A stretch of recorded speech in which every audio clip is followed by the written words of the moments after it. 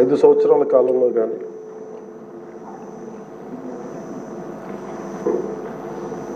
నా political observation కానీ నేను పాలిటిక్స్ రావడానికి రీజన్ కానీ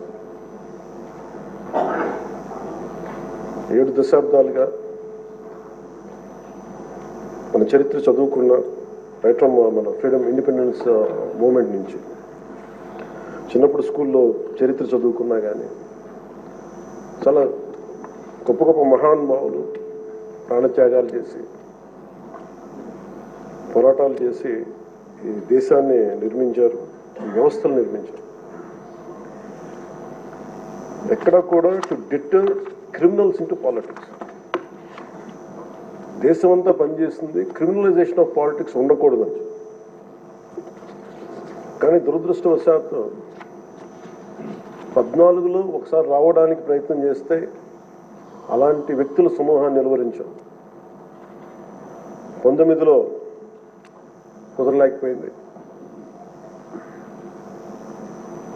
19 to 24 అప్పటి ప్రభుత్వం it's an ఎపిటమ్ of criminalization of politics. గౌరవ ముఖ్యమంత్రి గారు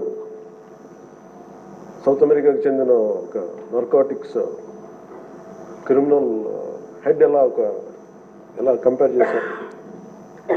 క్రిమినల్ మైండ్ సెట్తో ఉన్న వ్యక్తులు కనుక రాజ్యాన్ని వెళ్తే వాళ్ళు దేనికి గౌరవం ఇవ్వరు, వ్యవస్థలకు గౌరవం ఇవ్వరు, రాజ్యాంగ విధానాలకు గౌరవం ఇవ్వరు, ఎవరైనా బలి చేయగలరు. మన పర భేదం లేదు వాళ్ళకి. గత ప్రభుత్వంలో రఘురామకృష్ణరాజు గారు ఎంత బాధించారో చూస్తే, దానికి ముందు వరుసగా చూస్తే సుప్రీంకోర్టు జడ్జెస్ని వదలలేదు, చిన్నపాటి కార్యకర్తల్ని వదలలేదు, ప్రతిపక్షంలో ఎవరిని వదలలేదు. స్వయాన వాళ్ళ పార్టీ తరఫున గెలిచి ఎంపీగా ఎన్నికైన రఘురామకృష్ణరాజు గారిని విధానాలతో విభేదించి ఆయన ఎంత ఇబ్బందికి గురి చేశారో, శారీరకంగా మానసికంగా అన్ని రకాలుగా. ఒక ఎంపీకి ఒక తీసుకెళ్ళి అరెస్ట్ చేస్తారు, ఏదో ఇబ్బంది పెడతారు, అట్లా ఏదో అనుకున్నాం. కానీ ఆయన మీద ఒక 3rd degree మెథడ్స్ వాడటం, బెదిరించడం. ఆ రోజున గౌరవ ముఖ్యమంత్రి కోసం నేను కూడా స్పందించాను. భయం వేసింది మాకు, ఆయనకి ఏం జరుగుతుందో అని. చాలా ఆవేదన కలిగింది. చాలా బలమైన ఇబ్బందులు ఎదుర్కొన్నారు. నాకు నిజంగా ఆ రోజున అనిపించింది, క్రిమినల్స్ కనుక రాజ్యాలు వెళ్తే ఎలా ఉండదు, ఎలా ఎదుర్కోవాలి. సో ఈ ప్రభుత్వం తాలూకు వ్యతిరేక ఓటుని చీలనివ్వకూడదన్న నా ఆకాంక్ష ఈ రోజున మిమ్మల్ని ఈరోజు డిప్యూటీ స్పీకర్ పదవిలో చూస్తుంటే నిజంగా నేను ఆ రోజు నా ఆవేదన, నా ఆక్రోశం ఈరోజు మీ రూపంలో డిప్యూటీ స్పీకర్గా మీరు ఉండటం నాకు నిజంగా చాలా చాలా ఆనందంగా. ఇక్కడ మొన్న ఆ రోజు మీరు కూడా ఉన్నారు, మనం సభ ప్రారంభమైనప్పుడు దాదాపు ఇక్కడ ఉన్న సభ్యులందరూ కూడా దాదాపు 80% సభ్యులు మన అచ్చెన్నాయుడు గారి దగ్గర నుంచి, మీ దగ్గర నుంచి, చంద్రబాబు నాయుడు గారి దగ్గర నుంచి అందరూ కూడా ఏదో ఒక రకంగా క్షోభ అనుభవించిన వాళ్ళు, బాధలు అనుభవించిన వాళ్ళు, సోషల్ మీడియా అబ్యూస్ని భరించలేని నాటి 100% అందరూ ఏదో ఒక విధంగా సోషల్ మీడియా అబ్యూస్ అయితే జరిగింది. ఇలాంటి పరిస్థితుల్లో మనందరం కలిసికట్టుగా ఉండి ప్రజాస్వామ్యాన్ని కాపాడినందుకు మనస్ఫూర్తిగా ఈ సభకు నేను మనస్ఫూర్తి ధన్యవాదాలు చెప్పుకోండి మీ తరఫున. ఇది భవిష్యత్తులో మీరు ఈ పదవిని అలంకరించారు, మీకు ఆవేదన ఉంది, మీ కోపం ఉంది.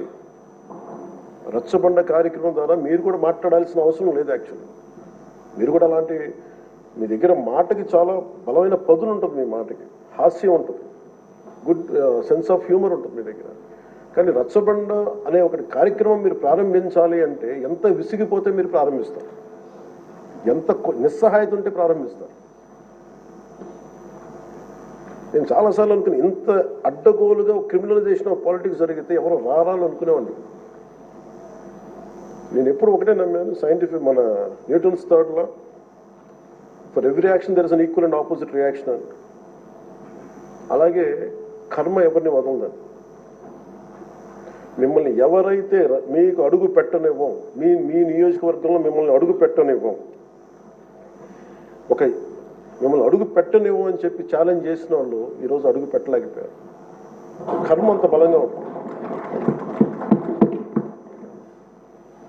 56,777 ఓట్లతోటి దాదాపు 59.80% ఓటుతోటి గెలిచి మీరు ఎమ్మెల్యేకి వచ్చారు గుండి నియోజకవర్గం. ఈ రోజున వాళ్ళకి వై నాట్ 175 అలా అన్న మాటల దగ్గర నుంచి కానీ ఈ రోజున అడుగు పెట్టడానికి కూడా భయం ఉంది. మిమ్మల్ని ఎదుర్కోవాలంటే భయం. ఎందుకు మనం వ్యవస్థల్ని కాపాడాలి, ఎందుకు రూల్స్ పాటించాలి అంటే మనిషి అధికారం మదం ఎక్కి అహంకారంతో ఉంటే ప్రకృతిలో ఏమీ జరగదు, ఏమి అనుకోవడానికి లేదు. దానికి నిదర్శనమే సభ, దానికి నిదర్శనమే మిమ్మల్ని ఎంత హింసించి మీరు డిప్యూటీ స్పీకర్గా 14 ఏళ్ళు సుదీర్ఘమైన అనుభవం ఉండి ఒక నవ నిర్మాణాన్ని సైబరాబాద్ లాంటి ఒక కొత్త నిర్మాణాన్ని సిటీని నిర్మించిన ఒక అనుభవజ్ఞులు ఆయన ఇబ్బందులు పాలు చేసి జైల్లో పెట్టి నలిపి నాకు చాలా భయం ఉండింది. మిమ్మల్ని అరెస్ట్ చేసినప్పుడు మీరు ఎట్లా వస్తారో బయటకు అంత భయం ఎలా ఉండిందో గౌరవ ముఖ్యమంత్రి గారిని ఆ రోజున అరెస్ట్ చేసినప్పుడు నాకు చాలా ఆవేదన ఉండింది. ఏం జరుగుతుందో లోపల, ఏం చేస్తారు? ఒక ఎంపీగా మిమ్మల్ని ఇలా చేయగలిగినప్పుడు ఆయన్ని కూర్చోబెట్టి రాష్ట్రంలో ఏమేం చేస్తారన్నది నిజంగా ఆవేదన. అది ఆ రోజు తగులుకు నాకు అనిపించింది. ఈ రోజున అందరం బయటకు వచ్చి నిలబడ్డాం. దేనికి? ఇది ఒక చంద్రబాబు గారి కోసం, మీకోసం కదా, ప్రజాస్వామ్యాన్ని నిలబెట్టాలని. ప్రజాస్వామ్యం it should be eternal vigilance. మనకి ఎటర్నల్ అంటే నిరంతర పహారా లేకపోతే మనకి సరిహద్దుల్లో మన హద్దుల్ని ఎలా కాపాడుకుని నిరంతర పహారా అవసరము. ప్రజాస్వామ్యాన్ని కాపాడుకోవడానికి నిరంతర పహార అవసరం. అందుకని మేమందరం eternal vigilance is essential for democracy. మేమందరం బయటకు వచ్చి ప్రజాస్వామ్యాన్ని కాపాడుకోవడానికి మనందరం పడ్డ తపన ఈ రోజున ఈ సభ నిలువెత్తు నిదర్శనం. ఈరోజు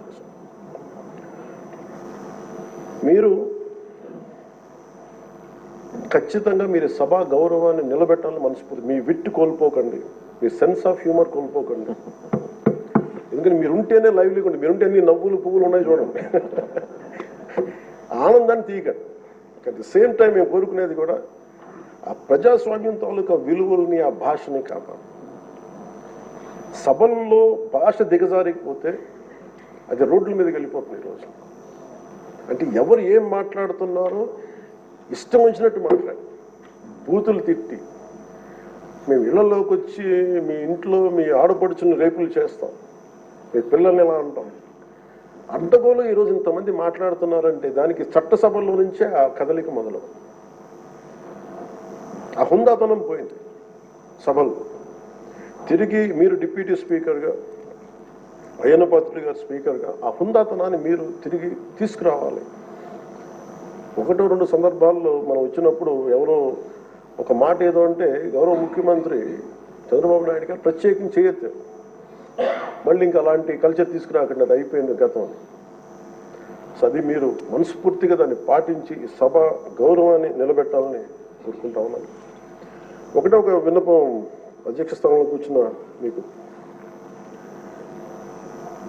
మీ టెన్యూర్లో అయ్యన్న పాత్రుడు గారు మీ టెన్యూర్లో కరెక్షన్ మొదలవ్వాలంటే భావ ప్రకటన, భావ స్వేచ్ఛ మీద ఇష్టానికి మాట్లాడేస్తూ ఉన్నారు అందరూ. మనకి గౌరవ మంత్రి లోకేష్ గారిని బుద్ధులు తిడతారు. ఏదన్నా అంటే భావ ప్రకటన, భావ స్వేచ్ఛ అంటారు. దీనికేదో ఒక ఫైనల్ కరెక్షన్ ఈ సభలో జరగాలని కోరుకుంటున్నాను.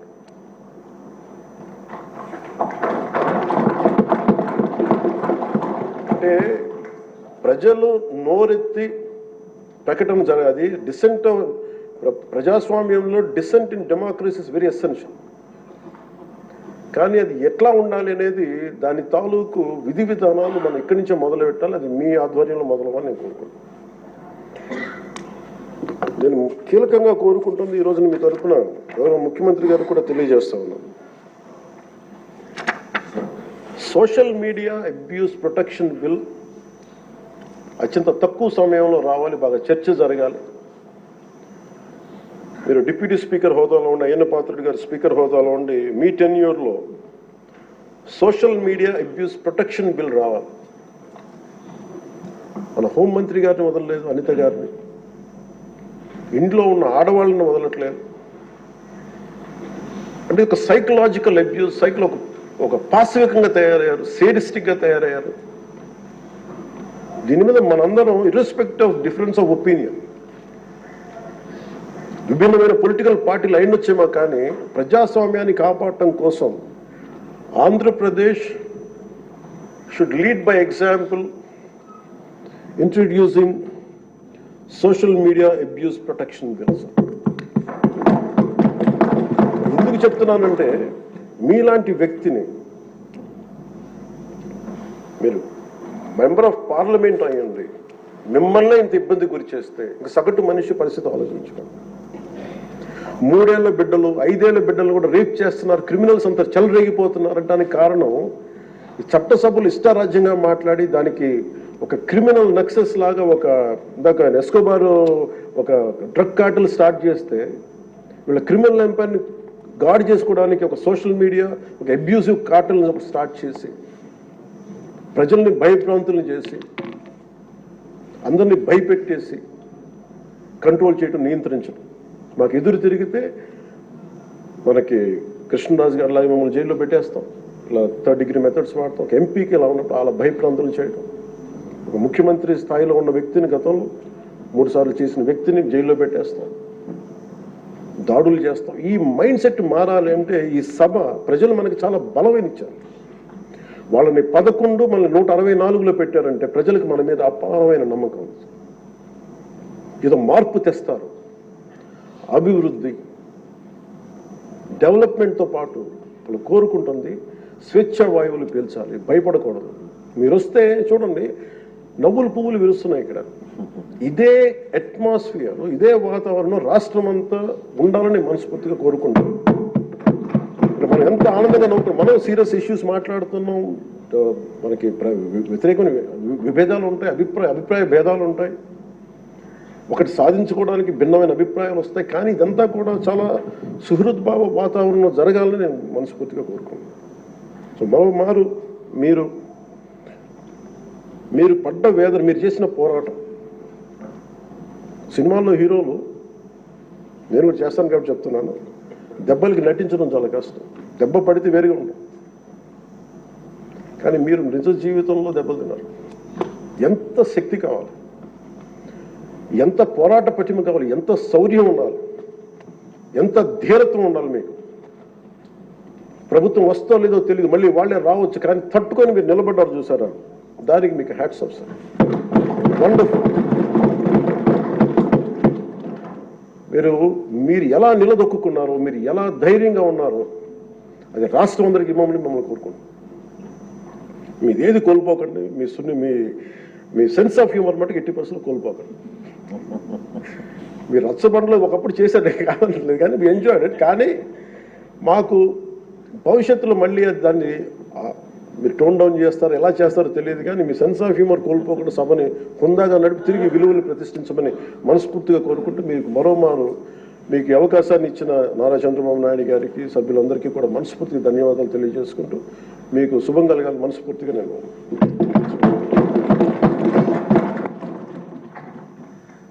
గౌరవనీయ మంత్రివర్యులు సత్యకుమార్ గారు. అధ్యక్ష, ముందుగా